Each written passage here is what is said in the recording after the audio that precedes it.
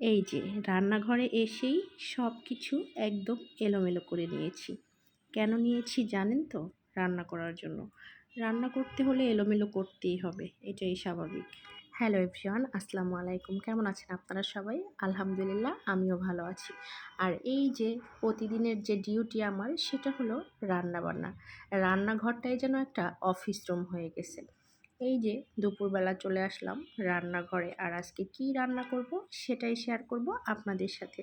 তো আজকে রান্না করব মুরগির মাংস দিয়ে আলু, আর হলো কি বলে ছোট মাছ দিয়ে আলু দিয়ে চচ্চড়ি, আর হলো বড় রুই মাছের ডিম। তো আমি মুরগির মাংসটাকে আজকে একটু ভিন্নভাবে রান্না করব। সেটা হলো আজকের মুরগির মাংসটা আমি ভেজে নিয়েছি, সাথে আলুটাও একটু ভেজে নিয়েছি। আসলে সব সময় এক ধরনের রান্না খেতে ভালো লাগে না। বেশিরভাগ সময়টা আসলে বাচ্চাদের জন্য মুরগিটা রোস্ট করা হয়।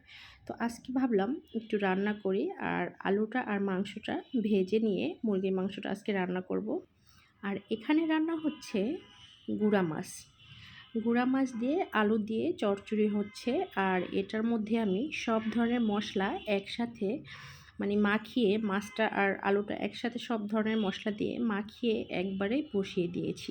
আর ছোট মাছটা আসলে একবারে মশলা মাখিয়ে বসিয়ে দিলেই খেতে ভালো লাগে। আর এই যে লাস্ট পর্যায়ে চলে আসছি আমি মাছের ডিম ভাজার জন্য।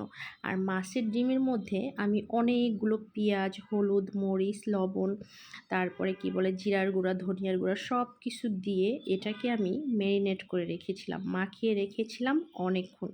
তারপরে আমি এই যে লাস্ট পর্যায়ে এসে এটা ভাজতেছি একটু বেশি করে তেল দিয়ে তার মধ্যে। আর এইটা অনেক বেশি মজার হয় যদি এভাবে করে সব ধরনের মশলা মাখিয়ে একটু বেশি করে তেল দিয়ে ভেজে নেওয়া যায়, তাহলে সত্যি এই মাছের ডিমটা অনেক বেশি মজা লাগে।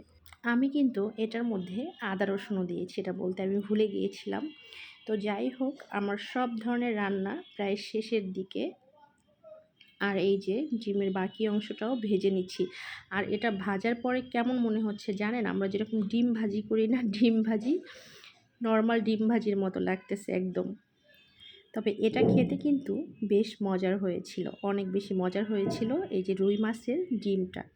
তো আপনারা যদি মজা করে খেতে চান রুই মাছের ডিমটা, সব সময় এরকম সব ধরনের মশলা মাখিয়ে, অবশ্যই পেঁয়াজটা একটু বেশি করে দিতে হবে। পেঁয়াজ, কাঁচামরিচ, তারপরে মরিচ গুঁড়া, হলুদ গুঁড়া সব কিছু মিলিয়ে এটা ম্যারিনেট করে রেখে দিলে তারপরে যদি ফ্রাই করা যায় অনেক বেশি ভালো লাগে। আর এই যে আমার সব ধরনের রান্না হয়ে গেছে। রান্না শেষ মানেই একদম বড় ধরনের একটা ঝামেলা শেষ মনে হয় আমার কাছে।